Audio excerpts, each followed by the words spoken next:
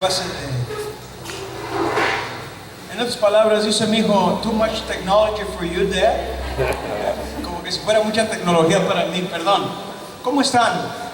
Bien. ¿Cómo están todos? ¿Bien? ¿Cómo les fue en el camino? ¿Bien? Me da mucho gusto poder ver nuevamente sus caras. Algunos de ustedes, como el pastor Luis Córdoba de Arizona, lo miré hace una semana o algo por el estilo, pero algunos de ustedes tenía algún tiempo de no verlos, pero me da mucho gusto poder verlos nuevamente. El deseo de nosotros es que Dios continúe haciendo su propósito, cumpliendo su propósito en cada una de nuestras vidas. La iglesia de Cristo sigue adelante, sigue caminando. Estamos rompiendo barreras, haciendo estragos en el reino de las tinieblas con el mensaje transformador de Cristo. La meta de Casa de Oración es lograr una congregación en cada estado de los Estados Unidos. Ya estamos cerca, pero luego seguimos con una iglesia en cada una de las grandes ciudades de los Estados Unidos, y para eso necesitamos avanzar, necesitamos trabajar, necesitamos poner nuestras vidas, nuestro ministerio, nuestra iglesia en las manos de Dios y continuar hacia adelante con todo nuestro ser, con todo nuestro corazón, porque el tiempo es corto y cada uno de nosotros hagamos nuestra parte para que el Señor, cuando venga o cuando nos llame a su presencia, nos encuentre fieles. ¿Sí? Estamos contentos nuevamente de que estén aquí y obviamente estamos muy contentos y agradecidos de que el pastor Chuy esté con nosotros. Él va a traer la palabra ahorita en unos minutos. Les doy las actividades que vamos a tener esta noche. Solamente vamos a tener una conferencia. El día de mañana vamos a tener 3 conferencias a través del día. Siéntense, por favor, no se cansen. Creo que a todos los pastores, estoy seguro que les envié un programa de actividades. Quiero que por favor lo sigan de cerca para que el día de mañana estén aquí puntuales. A las 10 de la mañana empezamos con la alabanza, la adoración, y enseguida retomamos con las enseñanzas. El tema de nuestro congreso o regional es, ¿quién me lo puede decir? La santidad en el ministerio. La santidad en el ministerio. La santidad en el ministerio. Los niños pueden ir a sus salones. Allá van a ver atrás enseñanza para sus hijos. Por favor, mándenme a sus hijos hacia atrás. Allá hay un par de salones en donde los van a atender y los van a ministrar. La santidad en el ministerio. Amados hermanos, no podemos tener un ministerio que no envuelva la santidad. La Biblia dice que sin santidad nadie verá al Señor. He escuchado hermanos que incluso me dicen que no están muy interesados en esa palabra de la santidad, pero inmediatamente cuando les recuerdo que sin santidad nadie verá al Señor, de repente se interesan nuevamente por ella. La santidad es esencial en el ministerio,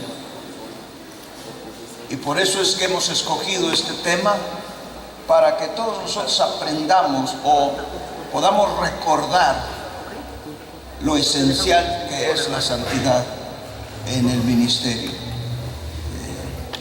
Quiero que por favor dispongan su corazón, que abran su mente, se olviden de todo las vicisitudes del viaje y de todos esos rollos, y dispongan su corazón, su mente, su espíritu para recibir la palabra de Dios.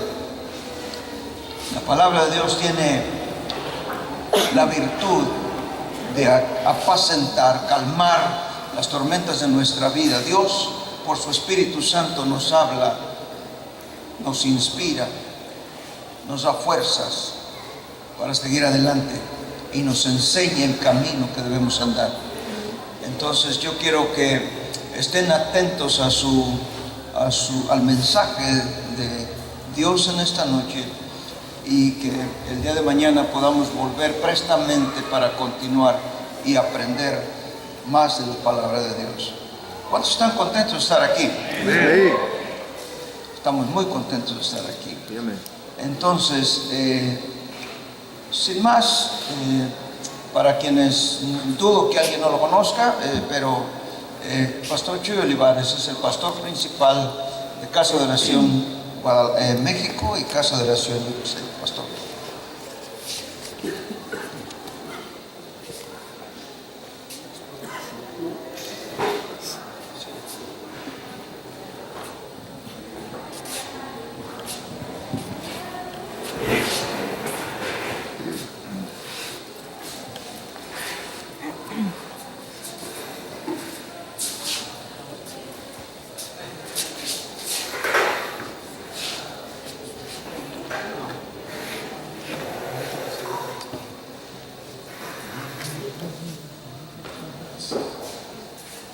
Buenas noches.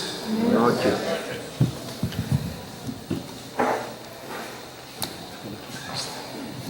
¿Cómo estamos? ¿Bien?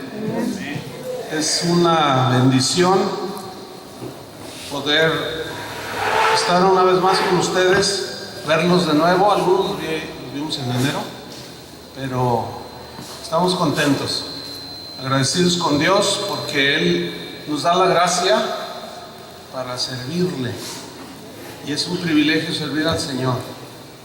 Todos aquellos que han sido llamados deben sentirse privilegiados de haber recibido el más alto honor que Dios le puede dar a un ser humano: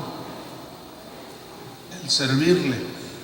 El tema, bueno, yo lo tengo así, no sé, yo tengo la santidad del ministerio, aunque bueno, en el ministerio no hay mucha diferencia, pero yo me voy a enfocar principalmente a los pastores. Ese es mi objetivo principal, ¿sí? A los pastores, a las esposas, a los líderes, y bueno, si hay gente de la congregación, pues también les va a tocar algo. Siempre Dios es bueno, ¿verdad?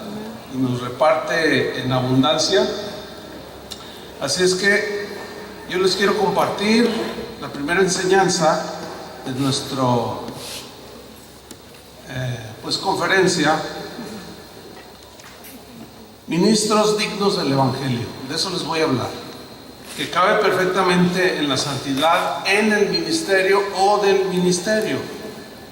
Y vamos a hacer una oración. Señor, muchas gracias. Gracias porque tú tenías en tu corazón, en tus planes, estos días para reunirnos, desafiar nuestros corazones, ministrarlos también, darnos una palabra que alimente nuestros corazones para poder ser ministros dignos de tu Evangelio, Señor. Y de esa manera guardar la santidad del ministerio y en el ministerio. Muchas gracias, Señor, por la disposición de mis hermanos. Te pido que abras nuestro entendimiento, nuestro corazón. Dame palabras abundantes para compartir con mis hermanos las verdades del Evangelio en este tema tan importante para nosotros los pastores. En el nombre de Jesucristo te lo pedimos, Señor. Amén. Filipenses 1:27, por favor. Filipenses 1:27. Pablo le escribió lo siguiente a los filipenses: solamente, les dijo, que os comportéis como es digno del Evangelio de Cristo, para que, o sea que vaya a veros o que esté ausente, oiga de vosotros que estáis firmes en un mismo espíritu, combatiendo unánimes por la fe del Evangelio. Aquí aparece un verbo, comportarse, y en el griego es un término que habla de la conducta que es acorde a lo que alguien dice ser. Por ejemplo, un policía tiene que comportarse conforme a su profesión. No puede andar ahí de futbolista, ¿verdad? Okay. Un político, bueno, ¿qué más quisiera uno, verdad? Debe de comportarse como lo que dice ser, un político. Bueno, un ministro del Evangelio es lo mismo. Debe de comportarse conforme en este caso, al oficio, a la responsabilidad que tiene. Ahora, estas profesiones, también la incluyo la de ministro del Evangelio, actualmente, estas y muchas otras, son actividades que están desprestigiadas. La actividad de un policía está desprestigiada. ¿Por qué? Por malas conductas. Los políticos ni se digan. Están quemadísimos, ¿no? Muchos, al menos en México. Estoy hablando de ello. Pero mucha gente ciertamente está desilusionada de los políticos. Ya no les creen. Mucha gente está desilusionada de muchas actividades profesionales, pero también, fíjense, esto es lo triste, que hay muchísima gente que está muy desilusionada de ministros del Evangelio. Es una verdad que nos duele. Yo como ministro del Evangelio me da pena, me da vergüenza, pero tengo que decirlo. ¿Sí? Ante tantos escándalos, abusos de todo tipo de parte de algunos pastores, porque es evidente que no todos los políticos son corruptos, no todos los policías son malos, tampoco no todos los pastores están en esa actitud como la que prevalece el día de hoy. Sin embargo, mucha gente sí está desilusionada, confundida. Mucha gente ha desertado de las filas del cristianismo precisamente por un mal testimonio, por comportamientos indignos de ministros del Evangelio. La gente se pregunta con mucha razón cosas como: ¿por qué el pastor no se dedica a lo suyo y deja de andarse metiendo en la política? ¿Por qué? Yo necesito el Evangelio. Es un reclamo. Sin embargo, ahí están, ¿verdad?, metidos, queriéndose involucrar. Otros preguntan: ¿por qué siendo ministro del Evangelio no le fue fiel a su esposa? ¿Por qué abusó de los hermanos? Es otra pregunta. ¿Por qué nos mintió el pastor de manera tan deliberada? ¿Por qué en lugar de enseñar la palabra de Dios solo se dedica a pedirnos dinero? Y bueno, decenas de porqués están en la boca de muchos hijos de Dios. Esa es la realidad. Hay reclamos acerca de la conducta indigna de muchos ministros del Evangelio. Y esto es penoso.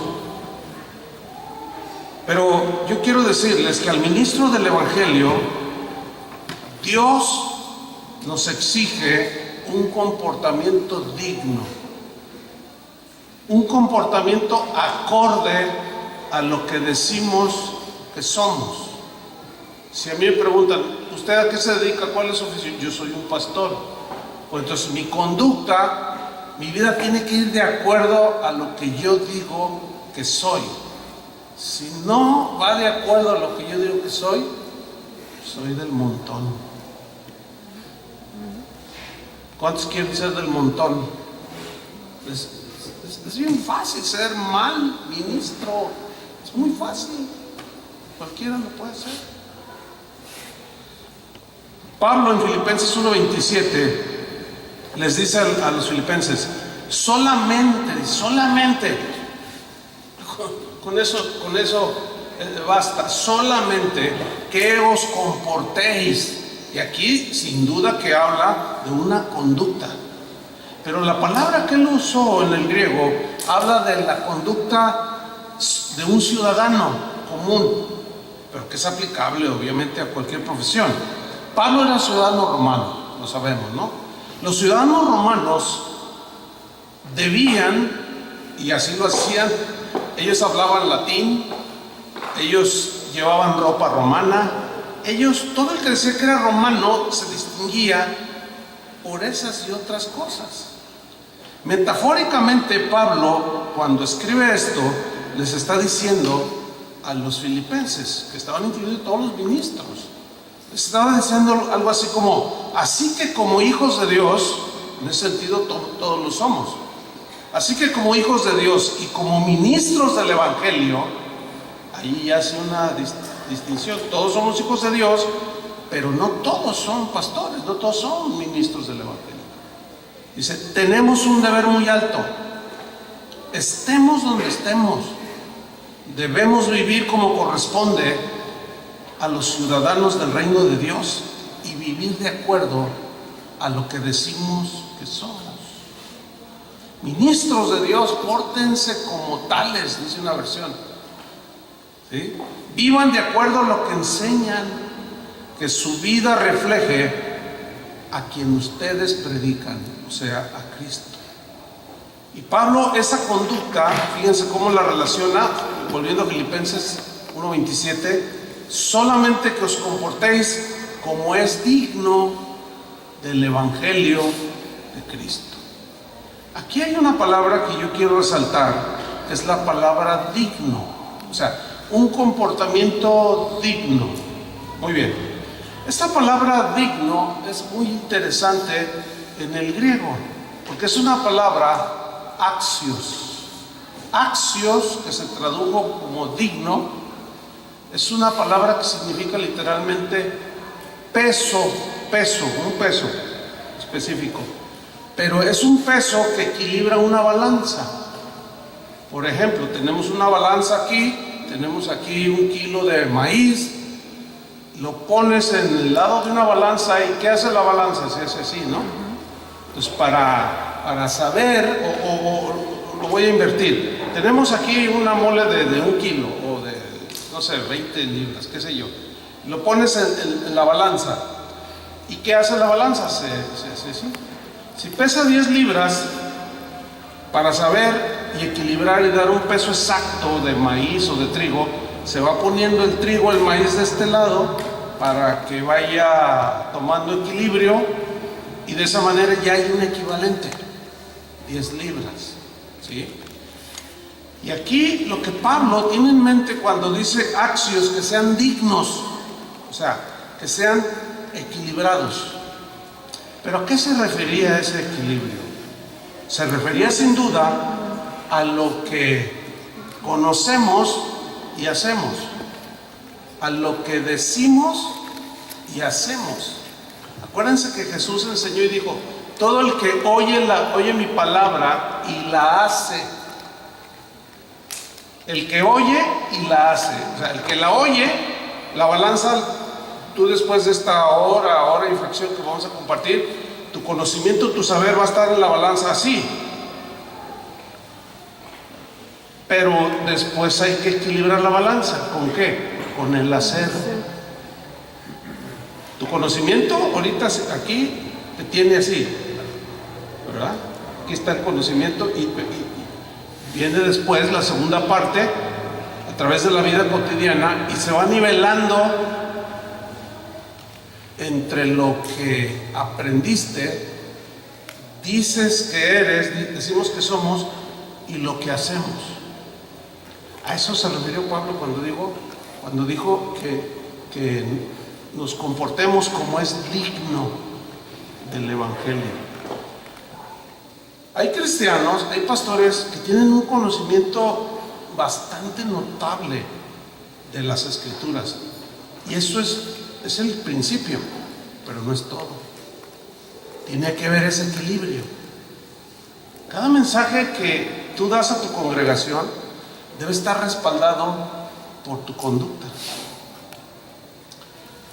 porque no hay algo peor que podamos hacer los ministros del Evangelio que predicar algo y no hacerlo.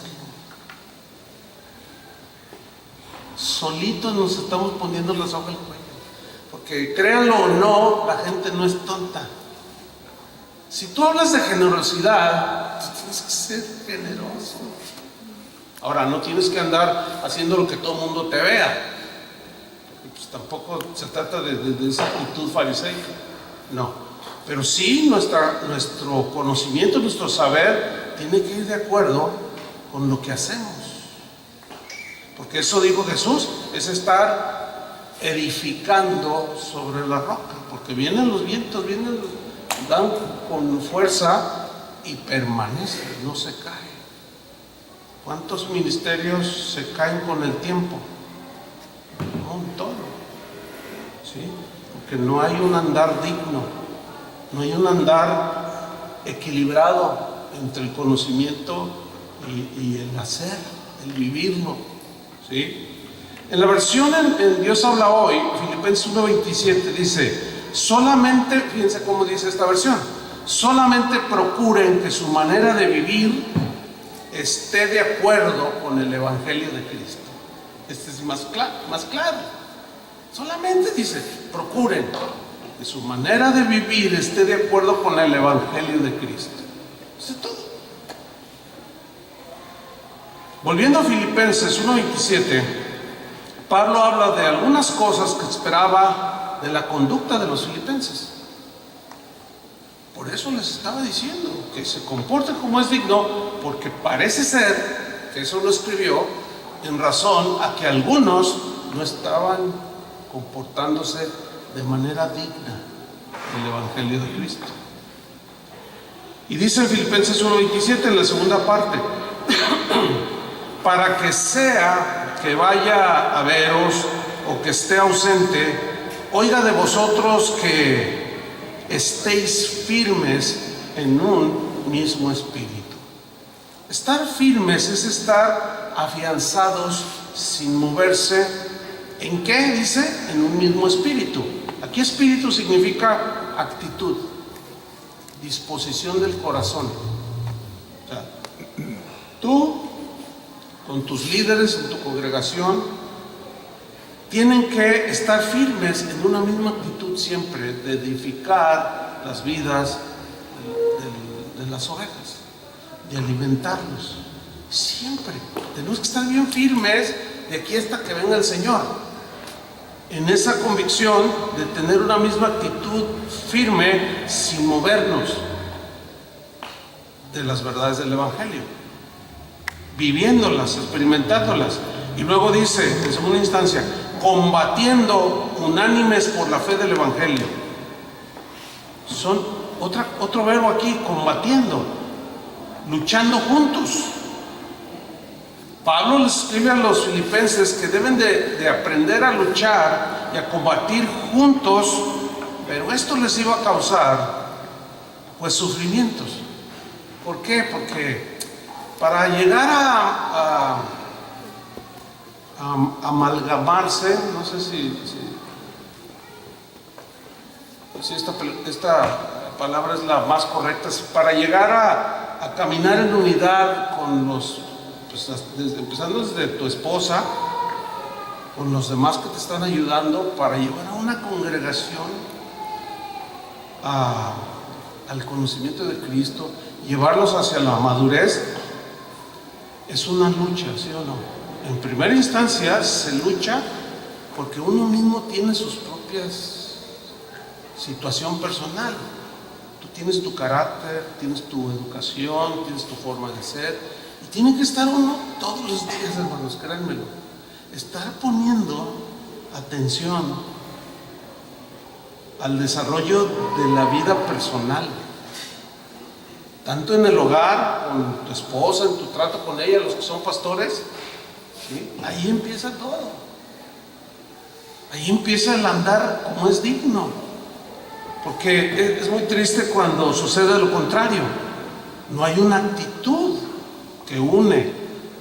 Entonces, ¿cómo se va a combatir juntos si de entrada no hay una solidaridad, una paciencia de uno con el otro? Porque eso también se proyecta a la congregación.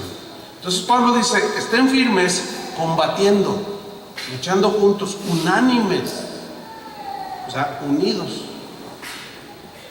Es muy difícil hacer el ministerio cuando no se arreglan las situaciones que suceden dentro del ministerio. Este año Casa de Oración cumple 36 años que iniciamos esa congregación. Y bueno, algunos cuando conocen el ministerio o van a Guadalajara o qué sé yo, sobre todo ministros jóvenes y uno que otro no tan joven, me dicen cosas como: pastor, yo quisiera hacer un ministerio sólido. Yo le digo: bueno, pues ahí está todo en la palabra de Dios. Pero si les digo, bueno, es que tú nada más estás viendo el resultado de 36 años o 35, pero yo quisiera que me preguntaras cómo ha sido para llegar a donde estamos. Bueno, ha sido un bregar donde, como pastor, iniciador de una congregación, pues a mí Dios me demandaba más que aquellos con los que estaba trabajando para formarlos. Y no es fácil. Sin embargo, con la gracia de Dios, todos lo podemos hacer. Ahorita, después de todos esos años, yo ya no puedo, o ya no enseño lo que quizás aprendí en el seminario, o leyendo, o estudiando, sino ya Dios me dio la oportunidad de llevarlo a la práctica. Y puedo decirles con toda confianza que efectivamente, como dijo Jesús, si nosotros edificamos, oímos y hacemos y edificamos sólidamente en la roca, vienen los vientos, los ríos dan con ímpetu y permanecen.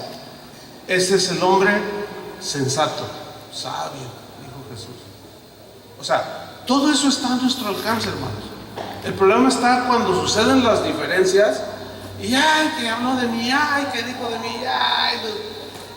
Estamos tan ofendidos que no somos capaces de perdonar, no somos capaces de ser pacientes. Una vez, no hace mucho, una hermana me dijo: ay, pastor, usted no es paciente. Le dije: ¿de veras se te hace que yo no soy paciente? Una señora de la congregación. Algo dije yo a lo mejor en una predicación que se le hizo así, que a lo mejor di la impresión que estaba yo molesto o algo. Y le dije: ¿de veras piensa que no soy paciente? Y dice: no, usted no es nada paciente. Le digo: ay, fíjate, ya pasaron 35 años aguantándolos. No sé qué será paciencia. Entonces, Pablo dice: compórtense como es digno, estén firmes, combatan unánimes, juntos, por la fe del Evangelio. Aquí la fe del Evangelio son las verdades del Evangelio. Bueno, no tengo tiempo para comentar o hablar de con cuántas cosas nos hemos enfrentado en todos estos años. Vientos de doctrina, falsos maestros, lobos rapaces, falsos hermanos. Y bueno, después de todos estos años, con aquellos con los que empezamos Casa de Oración, que son hoy los pastores, ahí están firmes. Y quizás ustedes nos ven y dicen: oye, qué bonito, pues sí, pero ya es el resultado de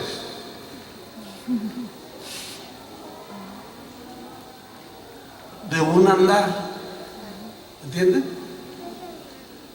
Entonces los animamos a que pongan atención a esto, hermanos. Es muy importante para el desarrollo y la madurez de sus congregaciones, de ustedes mismos y de sus congregaciones. Filipenses 1:28, les sigo ahí mismo, además me voy al versículo de abajo.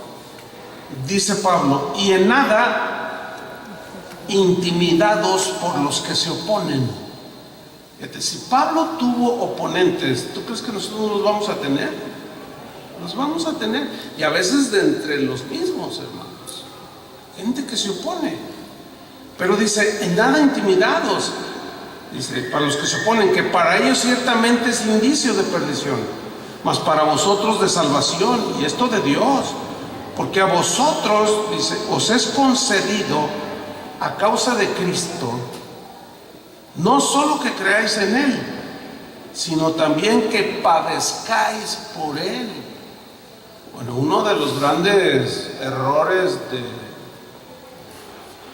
del famoso Evangelio de la Prosperidad, que por cierto uno de sus exponentes más respetado del Evangelio de la Prosperidad acaba de declarar, Benny Hinn, me estoy refiriendo a él, acaba de declarar públicamente, no sé si ya leyeron la nota, retractándose del Evangelio de la Prosperidad, diciendo que se le fue, que pedía perdón.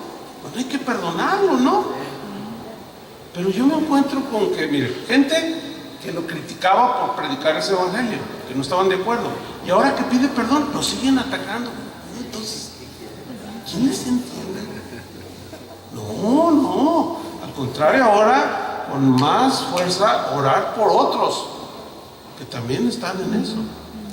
Y uno de esos errores es que en el evangelio todo debe ser amor y paz, ¿verdad? Prosperidad, bendición, riqueza, todo. Sabemos que no es así.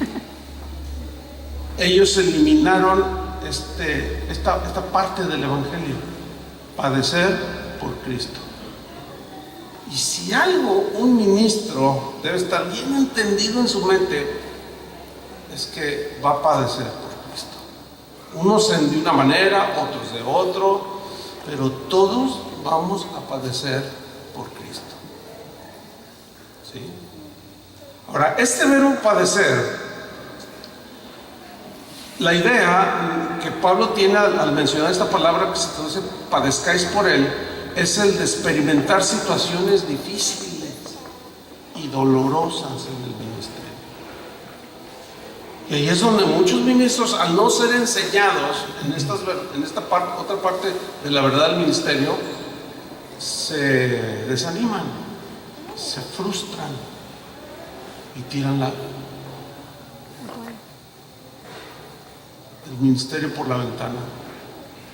Se dice que aquí en los Estados Unidos parece que el porcentaje de deserción ya aumentó. Hace poco escuché a un hermano que decía que ha subido aquí en los Estados Unidos la deserción de 500 del año 2005, 2006, 2007, por allí, donde decían los encargados de este tipo de estadísticas que aproximadamente 500 pastores mensualmente dejan el ministerio aquí en los Estados Unidos. Ya subió a casi 700 pastores mensualmente.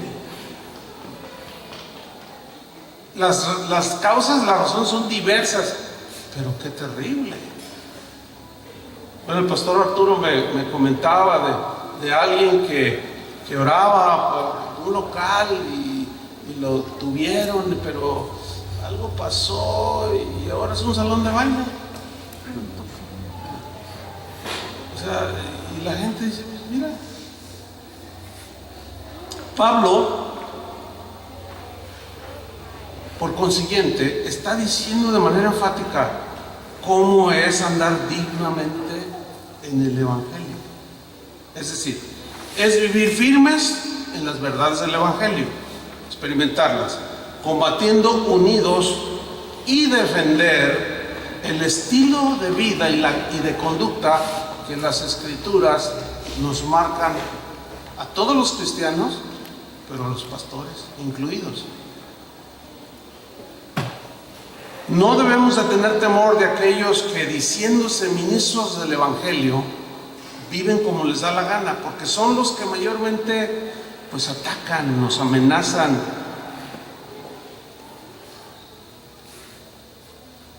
El concepto de legalismo se ha desvirtuado tanto que ya no se sabe ni de lo que es.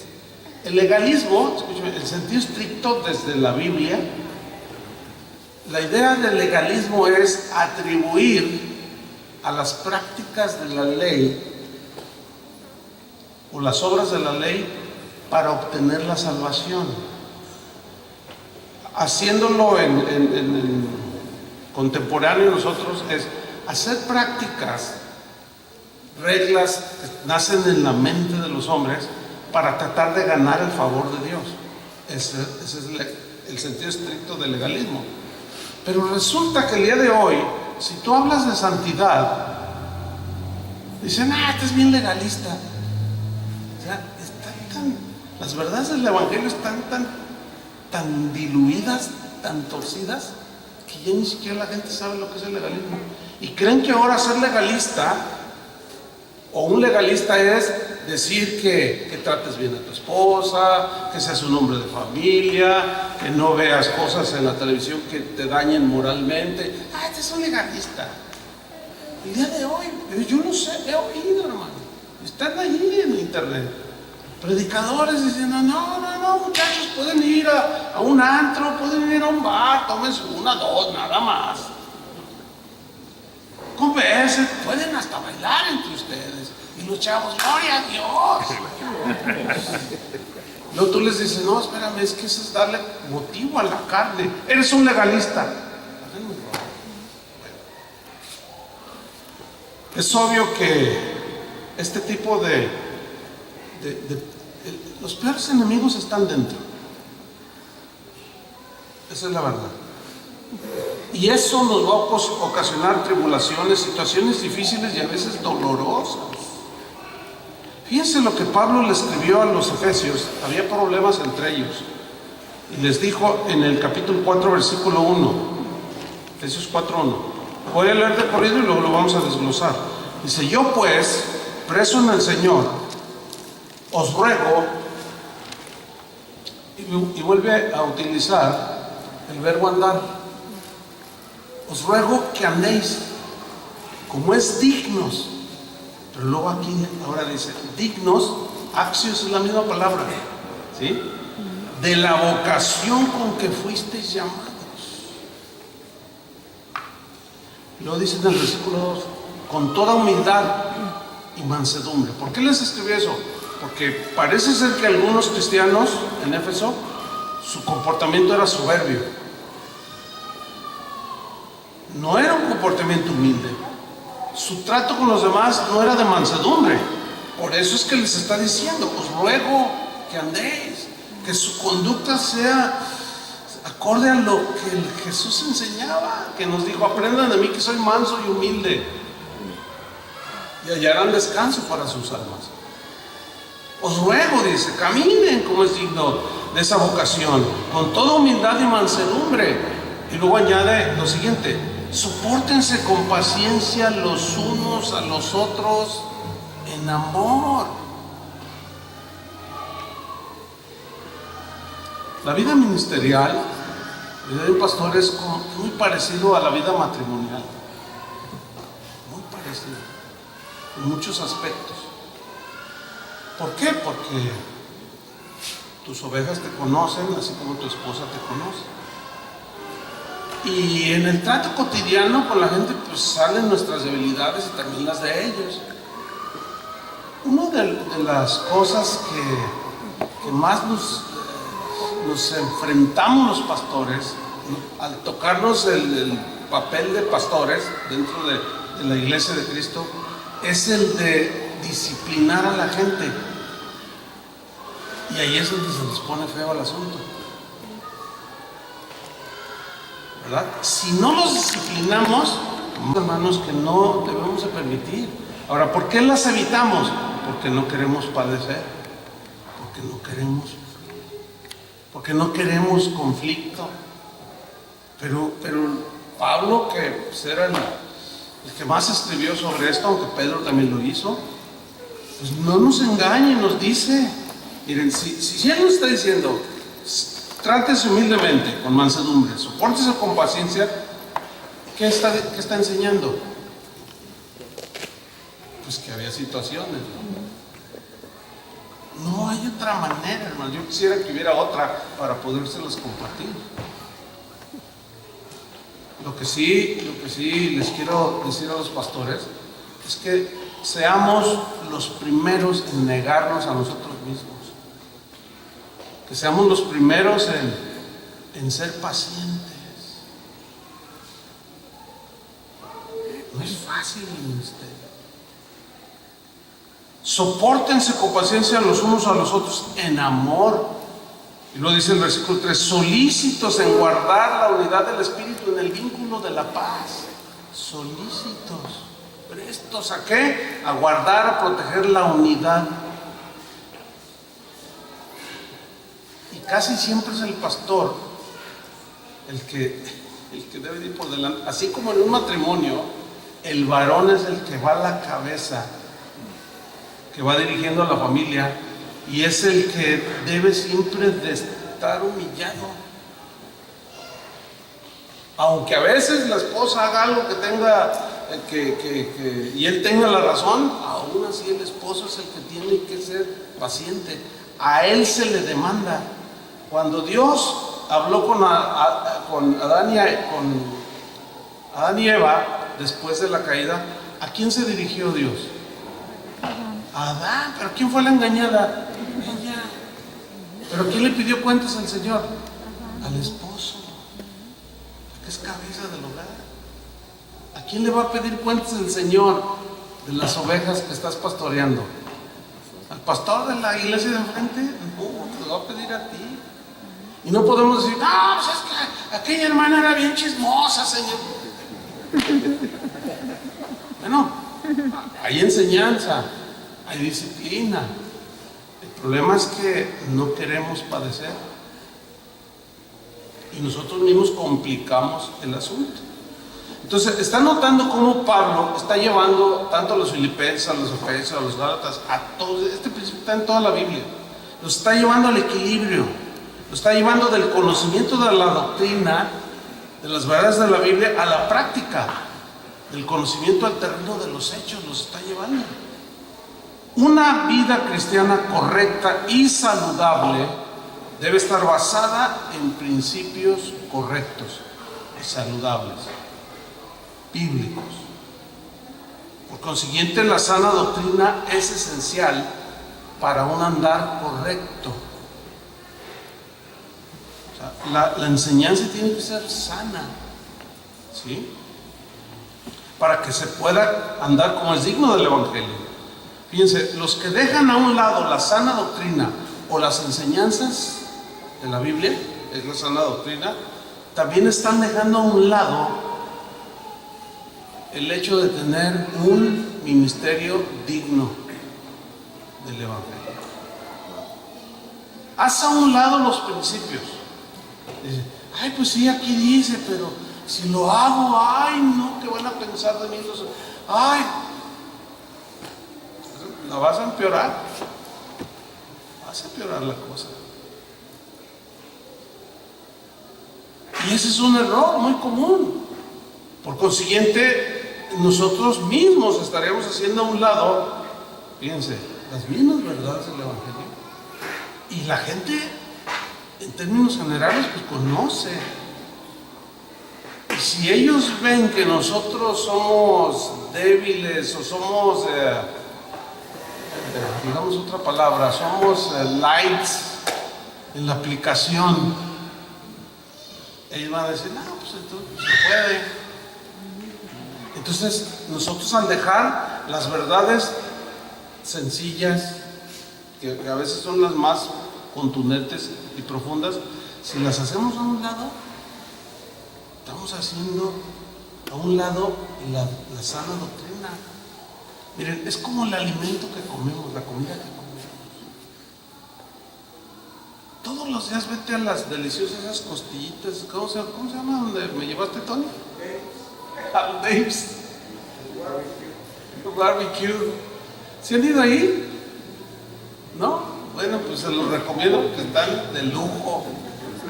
Oiga, están deliciosas. Pero imagínense comerlas diario.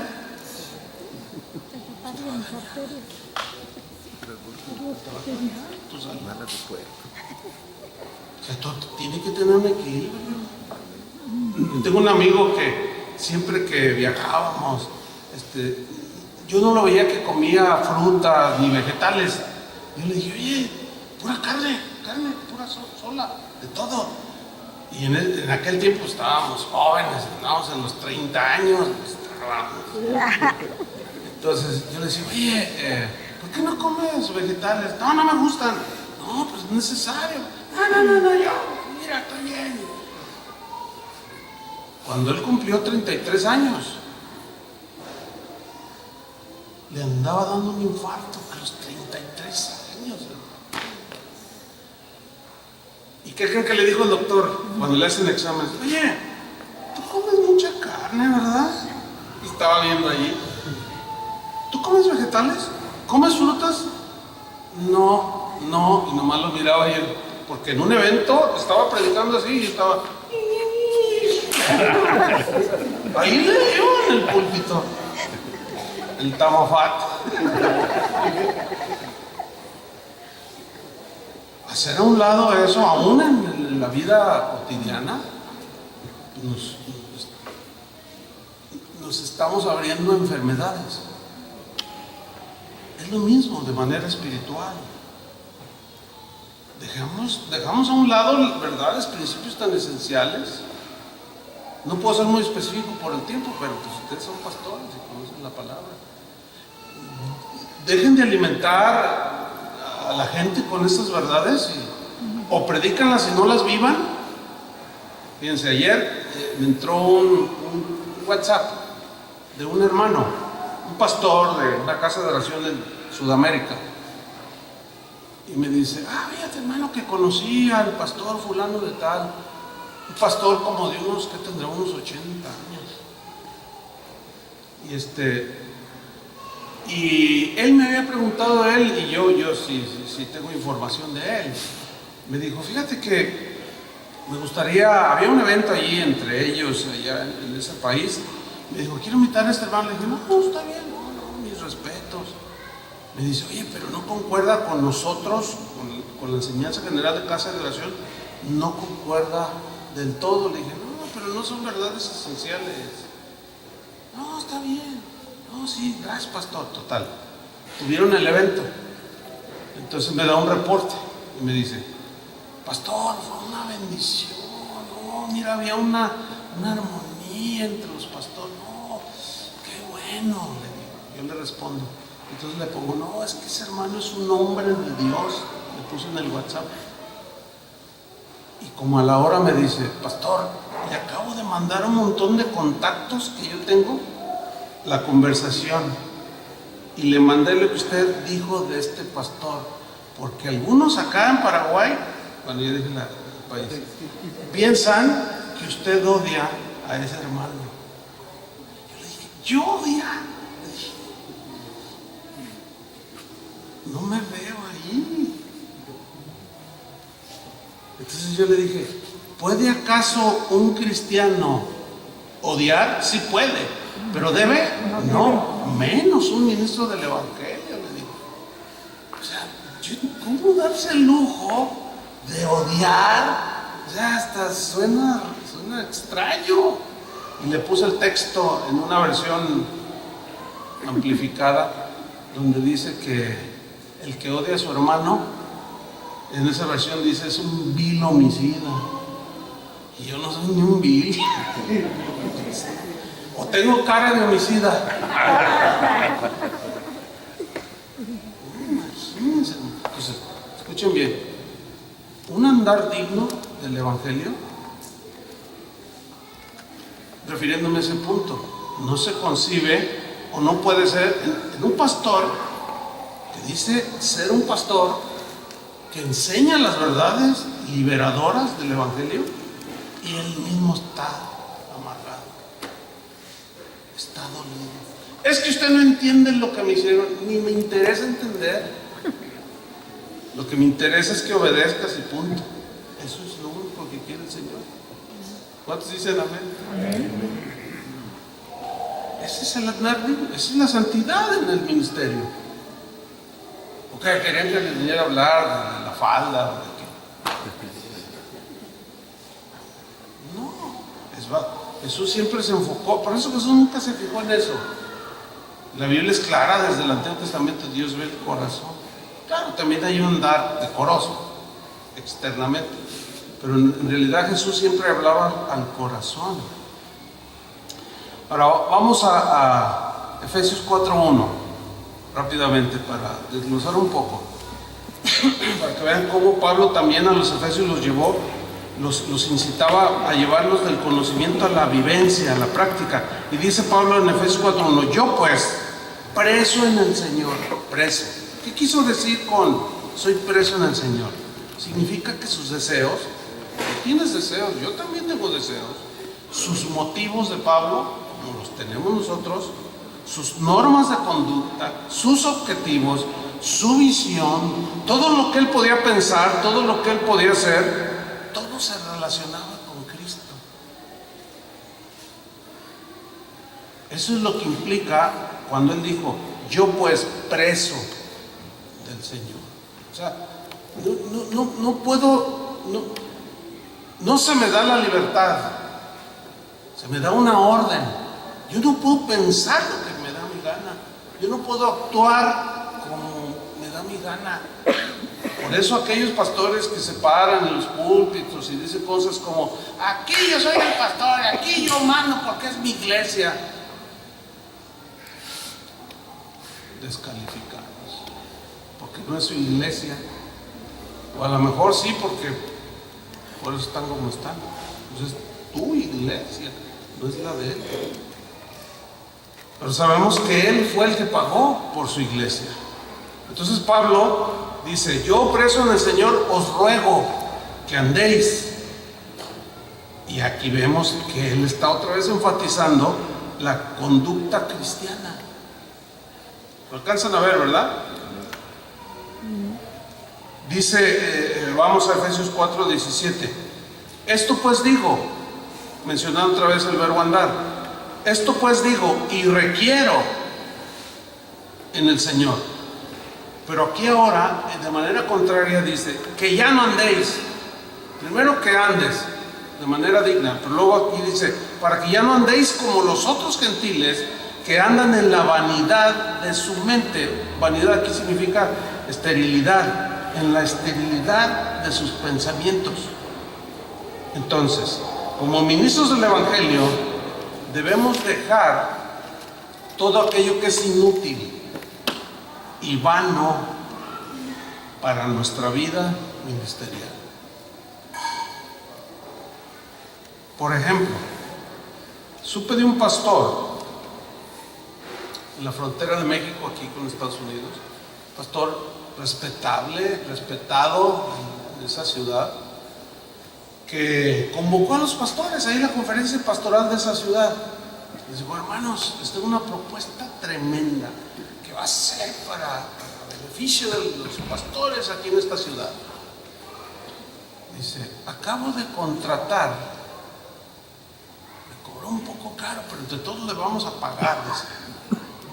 Pero acabo de contratar a un, ¿cómo le llamó? A una, como diseñador de imagen. Y el que me contó esto fue un pastor de una casa de oración, que fue a la convocación. Y lo dice, sí, hermanos, porque nosotros tenemos que saber pararnos en el púlpito. Queridos, nos van a enseñar a cómo hacerles, cómo la corbata, la combinación de la corbata con los zapatos, con el traje. ¿Te imaginas? Contratar a un, ¿cómo se llaman esos profesionales? ¿Esos de imagen? Diseñador de imagen. ¿Sí? Y nos va a enseñar y yo le dije, oye, ¿cuál fue la reacción de los pastores? Mira, creo que se agarraron aplaudiendo.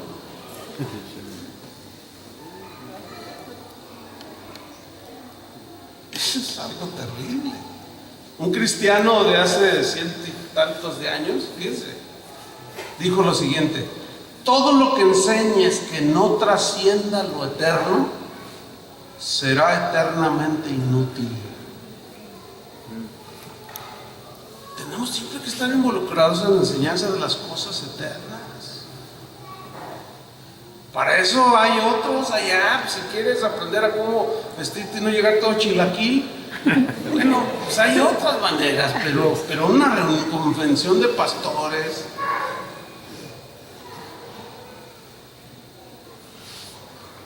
Pablo rehusó andar en lo vano, en lo inútil, tal y como andaban los falsos maestros de aquel tiempo. Fíjense lo que él escribió en 2 de Corintios, capítulo 4, versículo 1, al respecto. Dice: por lo cual, teniendo nosotros este ministerio, que es predicar el Evangelio, según la misericordia que hemos recibido, no desmayamos. En relación a qué no era el desmayo, a seguir predicando el Evangelio. ¿Sí? Predicar el Evangelio, predicar el Evangelio. Decía el mismo apóstol: yo no dejaré de enseñar las mismas cosas, aunque ustedes ya las sepáis. Enseñar constantemente. Dice el versículo 2: antes bien, renunciamos a lo oculto y vergonzoso. Ahora, ¿por qué está diciendo esto?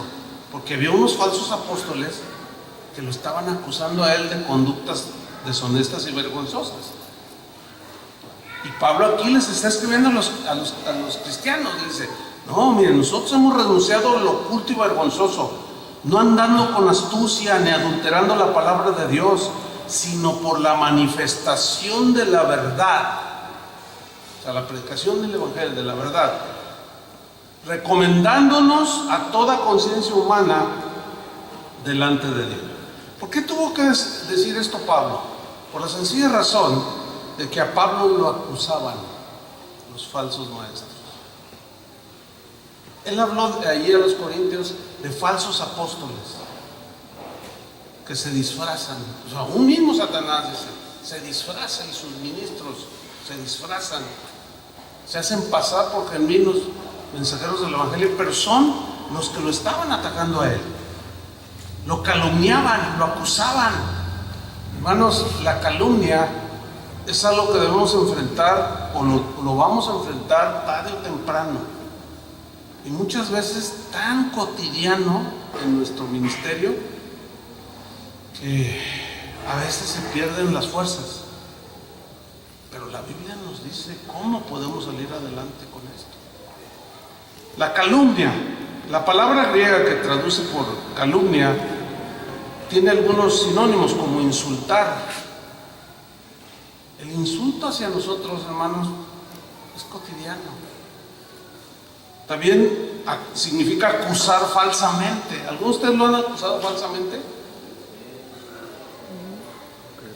Si Jesús fue calumniado, nosotros seremos calumniados. Jesús mismo lo dijo: bienaventurados seréis cuando por mi causa os vituperen y os perdigan, digan toda clase de mal contra vosotros mintiendo. Dice una vez un pastor de allí de la ciudad donde yo vivo, hubo un episodio en un tiempo ya lejano, y como la Biblia dice que cuando sucede algo entre nosotros, pues vayas tú personalmente y le digas, ¿no? Y hables para, si no hace caso, entonces ya traes otros testigos. Y yo hablé con este pastor respecto a cosas que él había dicho, y las negó, no las aceptó. Entonces yo tomé los testigos, otros pastores, un par de pastores. Entonces cuando él ya se vio, pues digámoslo así, acorralado por la evidencia de que él había soltado cosas, me dijo: mira, te voy a decir la verdad, yo te tengo envidia, me dijo. Cuando me dijo eso, yo le dije: ¿cómo es posible? Mira, no porque lo estoy oyendo. Dije: eres un pastor. Sí, pero también soy un ser humano. Le digo: pues sí, pero a nosotros, imagínate que tus ovejas te escuchen hablar lo que estás diciendo, que nos tienes envidia. Sí, te tengo envidia porque yo llegué primero que tú, y tu iglesia es más grande que la mía.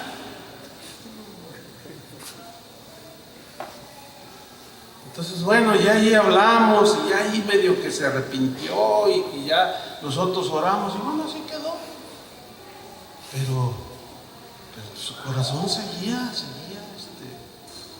Mal.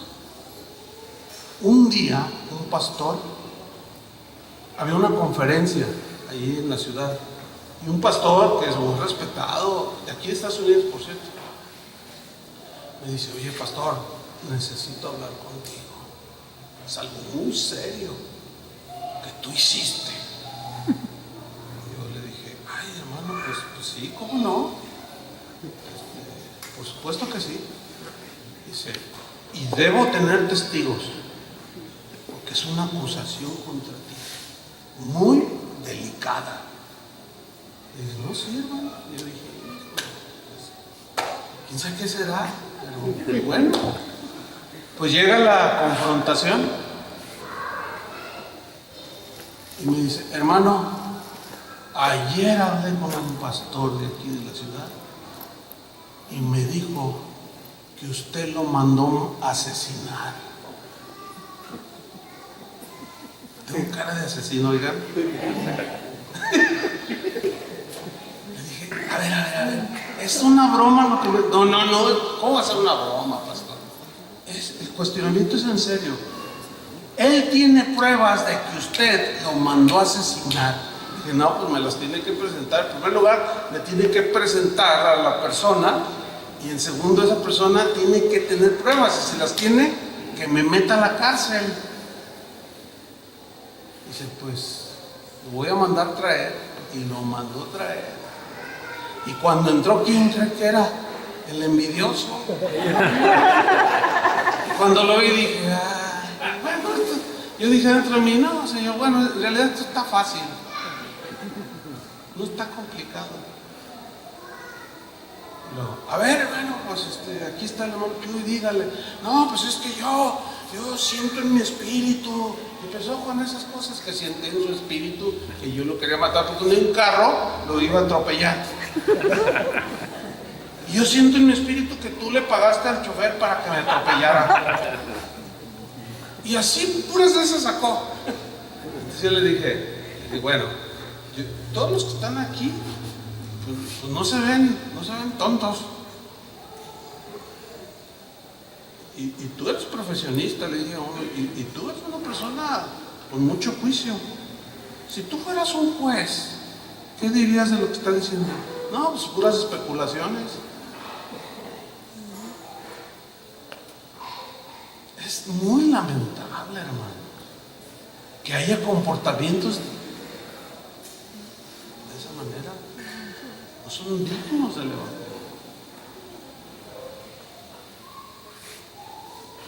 Imagínense mandar a asesinar.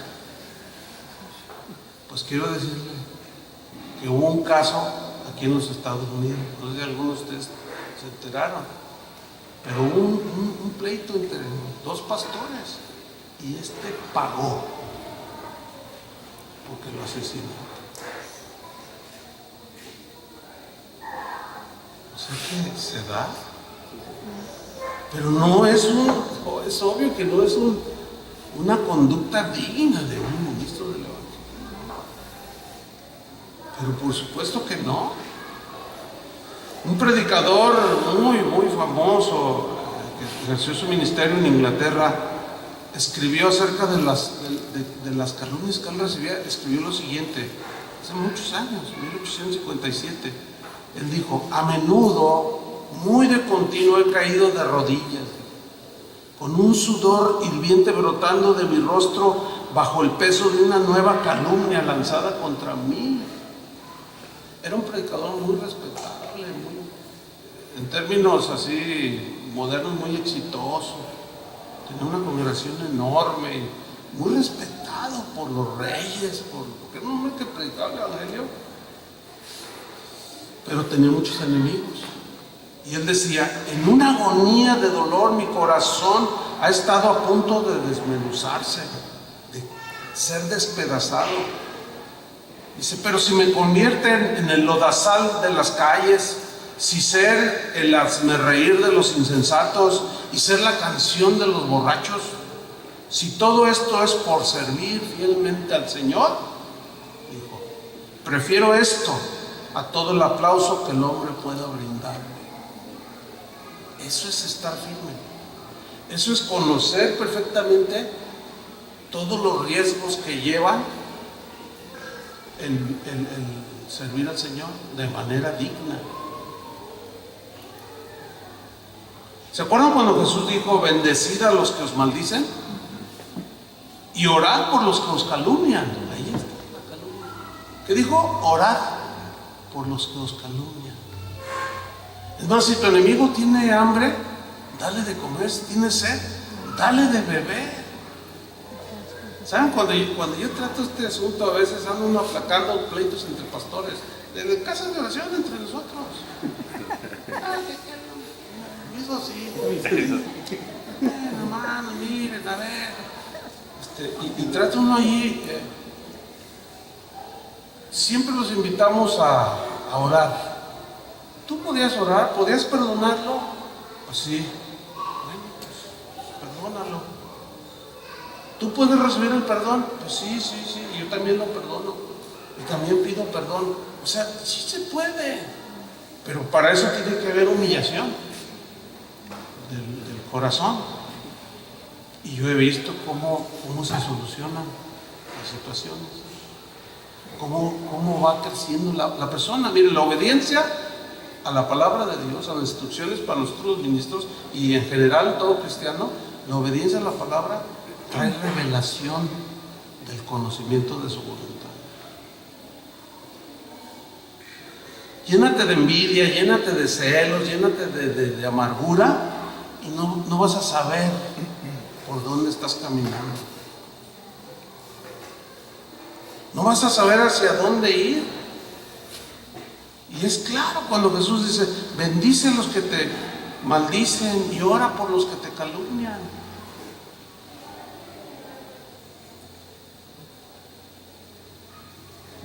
Yo un día viví un incidente, bueno, buen número, pero viene a mi mente, se los voy a contar. Un ministro, pues, no le caía bien, por lo que haya sido, aunque no había razón, pero empezó a calumniar. Y un día precisamente yo estaba acá en los Estados Unidos y me dicen, oye, Chuy, fíjate que la mamá de este ministro está muy grave, parece que ya, no, pues hay que orar, vamos a orar, el domingo oran, etcétera. Entonces, esa noche termino de compartir, voy a descansar y el Señor me habló claramente y me dijo, mira, se va a morir. Cristiana, la mamá de este ministro. Dice, ya es su tiempo para ella, la voy a recoger, va a estar ya conmigo. Dice, pero tú vas a pagar el funeral.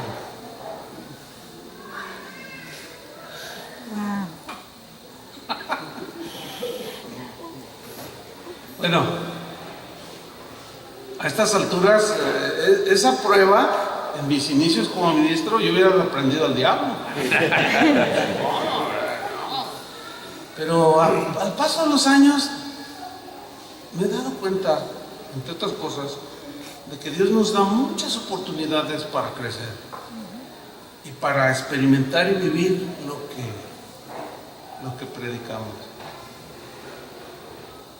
Y como decía Pablo, yo quiero terminar mis días bien, yo también, porque desde cierta fecha para acá y hasta lo que me quede de vida acá, en la tierra, siempre me preguntan, ¿cómo estás? Yo les digo, un día menos, pues es que ya la veo más cerca. Cuando estaba joven, pues, la veo uno lejos, ¿no? Pero ahorita ya, tampoco soy una ancianita así, ¿no?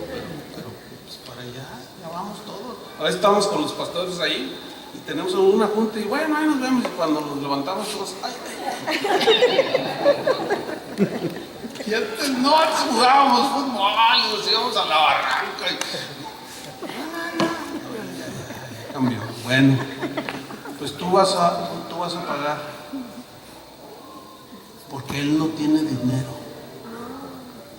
Entonces yo le hablo a Toño Ortiz, que es el administrador, ustedes lo conocen. Le digo, oye, mira, hay esto. Me dice, quiero decirte algo. Me dice, ya se murió. Yo dije, no, pues sí es el Señor. Me dijo, bueno, mira, no es complicado.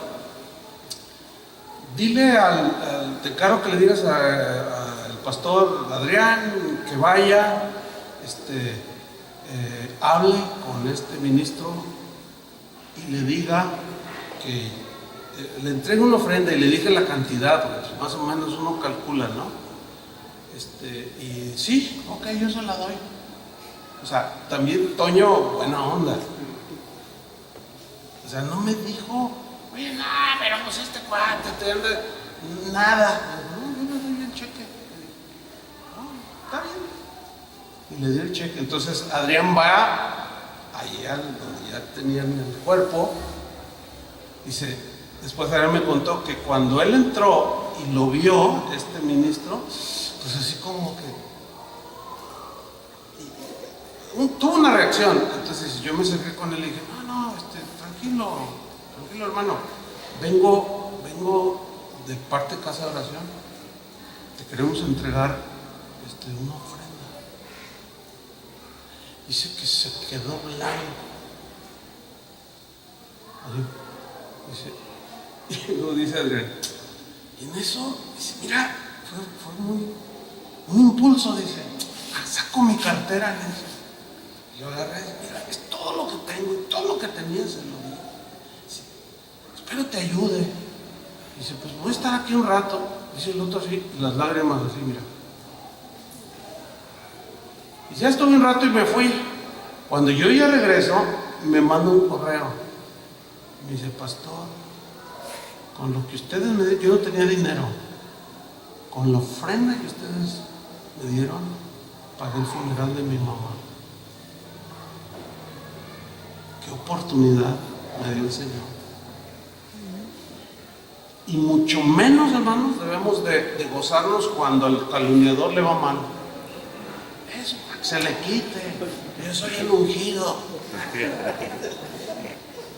Sí somos ungidos, pero no hay que hacerla porque todos tenemos la unción del Señor, ¿sí o no? Ay, hermanos, bendecid a los que os maldicen y orad por los que os calumnian. Fíjate, otro hermano dijo lo siguiente,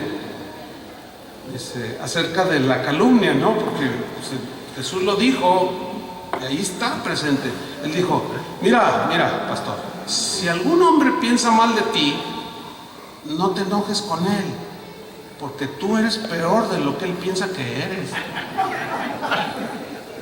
Si te acusa falsamente por algo, estate tranquilo, porque si te conociera mejor, cambiaría la acusación y no saldrías muy beneficiado.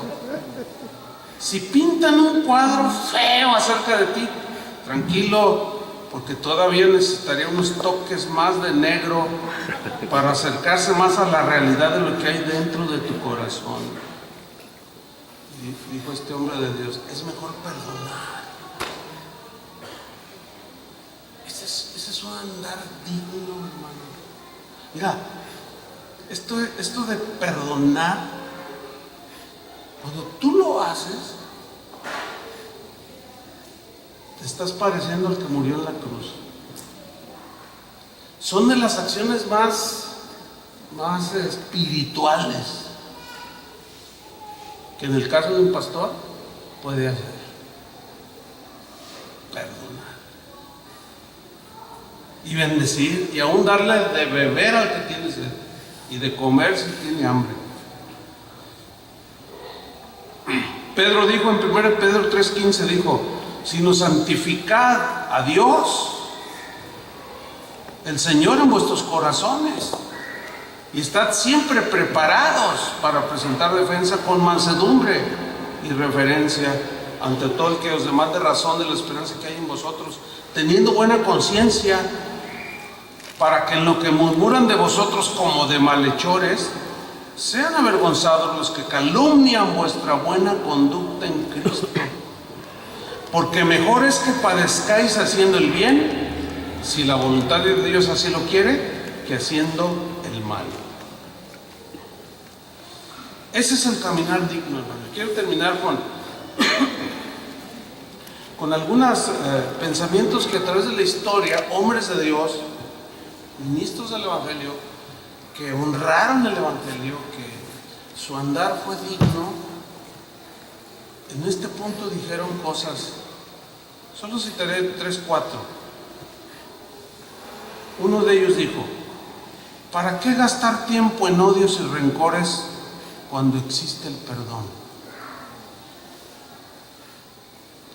Otro dijo: el perdón desbarata las calumnias más pronto que la venganza.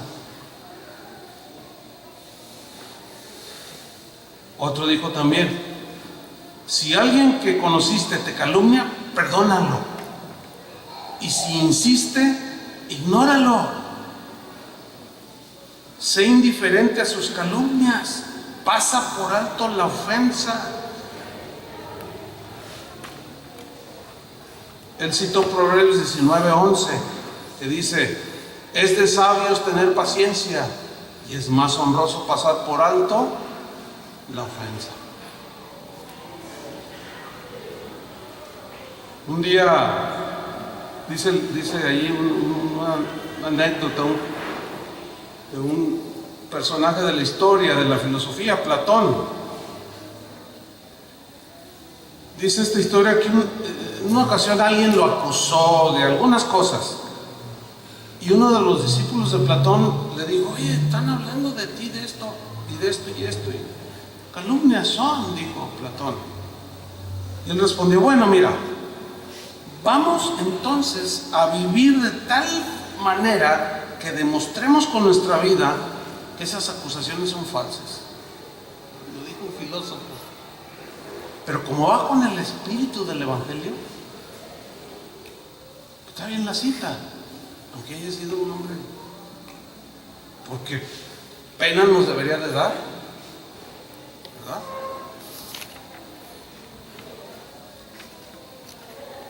Termino con la cita de 2 Corintios 4:2. Antes bien renunciamos a lo oculto, a lo vergonzoso. Vergonzosos son acciones indignas, deshonrosas, bajezas. Y Pablo dijo: renunciamos a todo esto. Y pues no está por demás decir que el trato con las ovejas tiene que ser con limpieza. La administración a las ovejas tiene que ser con integridad, sin esa bajeza que se conoce como manipulación. No, eso no es para nosotros. Dice Pablo: no andando en astucia, ni adulterando la palabra de Dios. Por eso Pablo en algún momento les dijo a los corintios: sean imitadores de mí, así como yo de Cristo. Eso suena así como un poco soberbio, ¿no? Pero no. Si había alguien que conocía y que sabía que Dios trataba su soberbia y que lo tenía ahí con un aguijón, pues ese era Pablo. Y esas expresiones no tienen soberbia, al contrario, están diciendo que Dios había trabajado en él y lo había transformado. Y cuando él dijo: sean imitadores de mí, así como yo de Cristo, les había demostrado. Ese es un reto para cada uno de nosotros. Es un desafío para cada uno de nosotros. Pero hermanos, con la gracia de Dios, manteniendo pura la palabra de Dios y una vida digna, creo que honraremos al Señor. Amén. Amén, hermanos. Amén. Y honraremos la santidad en el ministerio y la santidad del ministerio. Vamos a orar. Vamos a pedirle al Señor. Hubo en esta hora y 10 minutos que tengo hablando, hubo un depósito de enseñanza, de conocimiento de la Escritura. Bueno, y la balanza está así, ¿cierto? bueno, tendremos tiempo de irla equilibrando. ¿Amén? ¿Cómo? Viviendo de acuerdo a lo que decimos que somos, y aún, en el caso de nosotros, predicamos. Amén, hermanos. Pónganse de pie, vamos a ver.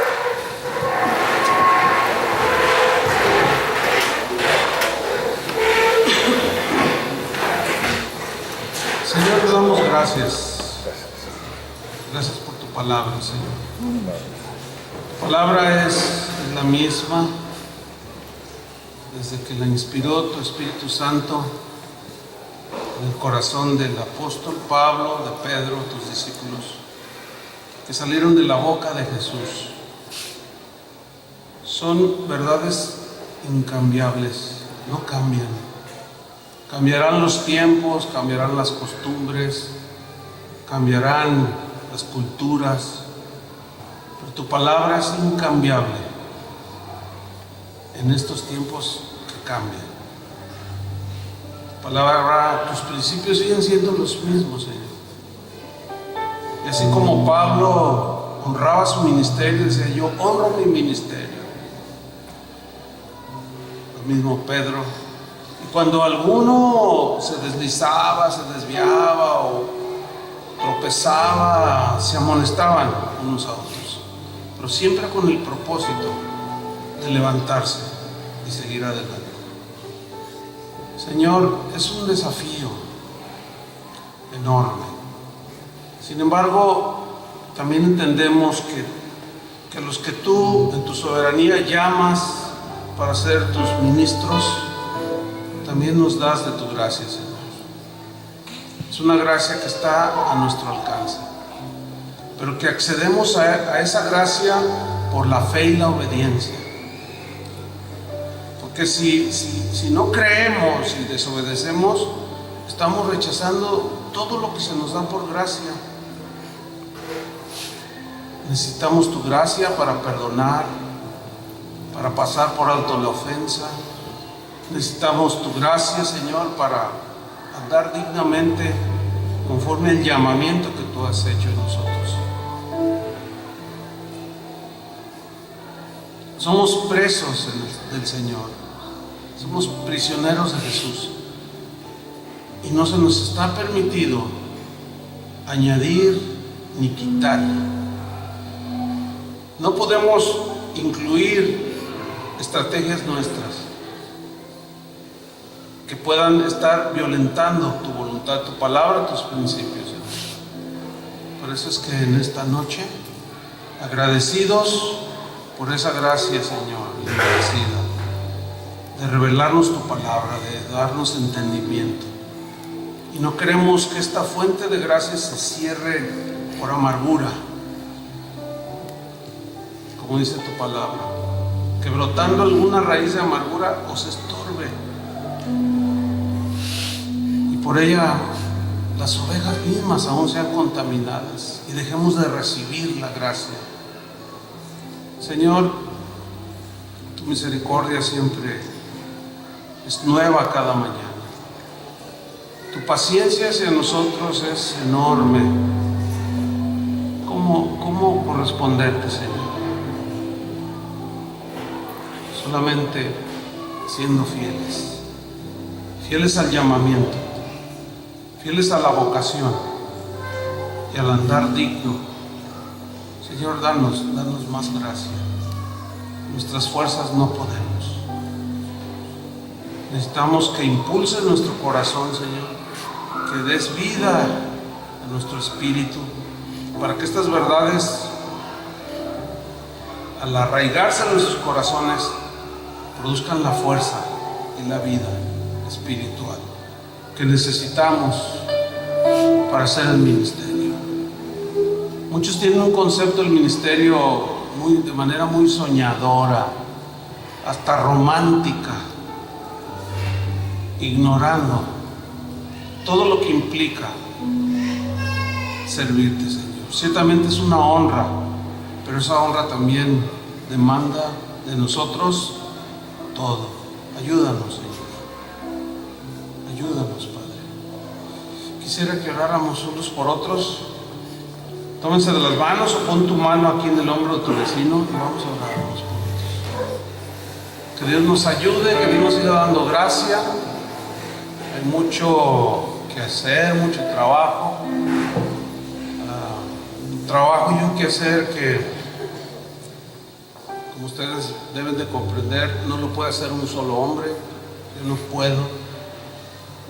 Queriéndolo hacer, bueno, con los pies en la tierra uno se da cuenta, no puedo hacer yo todo el trabajo que Dios nos ha encomendado. Por eso que cada uno de ustedes es muy importante. El más sencillo de ustedes es importante, porque Dios te va a encomendar algunas almas. Hasta el más preparado, que haya desarrollado mucha sabiduría, también es importante. Nadie aquí es mayor que nadie. Somos miembros de un cuerpo y Dios nos injertó en su cuerpo como Él quiso. Y cada uno tiene una función. Tú, pastor de alguna casa de oración, algún líder, servidor, eres importante. Para nosotros los valoramos, y yo en lo personal, junto con el pastor Tony y los pastores, nuestras esposas en Guadalajara, los tenemos siempre presentes. Así es que oremos unos por otros, amén. Padre, gracias. Oramos unos por otros como tu palabra también nos enseña. Pablo pidió oración. Y oran por mí, dijo. Porque Satanás estorba a veces. Y sí es cierto, él estorba el desarrollo del Evangelio. Pero a veces nuestras actitudes también estorban el propósito de Dios. Gracias, Señor, porque este tiempo es deleitoso, es hermoso. Se percibe un espíritu limpio, sano, de unidad, de amor fraternal. Y esto es importante y yo te agradezco. Nadie de aquí es perfecto, seguimos en formación. Tú nos has tenido paciencia y nosotros vamos a tenerla también, unos con otros. Gracias por lo que estás trabajando en nuestras vidas, nuestros ministerios. En realidad, hermanos, no importa el número de ovejas que tengamos, eso no va a ser lo que Dios va a medir, la cantidad, sino la fidelidad que tú mostraste con 5, con 50 o con 1000. Señor, queremos paso a paso caminar la carrera que tenemos por delante, con paciencia, sabiendo, Señor, que es como cuando nos casamos y empezamos a educar a nuestros hijos con paciencia. De igual manera, ayúdanos, Señor. Señor, repártenos gracia para cada situación que vayamos a enfrentar en el ministerio, Señor. Gracias porque los dones de tu Espíritu Santo tú los has repartido y aún esta noche puedes repartir algunos. Si alguno viene cansado, trabajado, cargado, fortalécelo, Señor. Dale, por medio de la palabra, dale que se fortalezca en el Señor, en el poder de su fuerza. Que la palabra sea ese alimento que lo afirmó, le confirmó, lo consoló, lo desafió, le llamó la atención, como haya sido, Señor. Estamos muy contentos y agradecidos, Señor. En el nombre de Cristo Jesús. Amén. Abrácense unos a otros. Amén.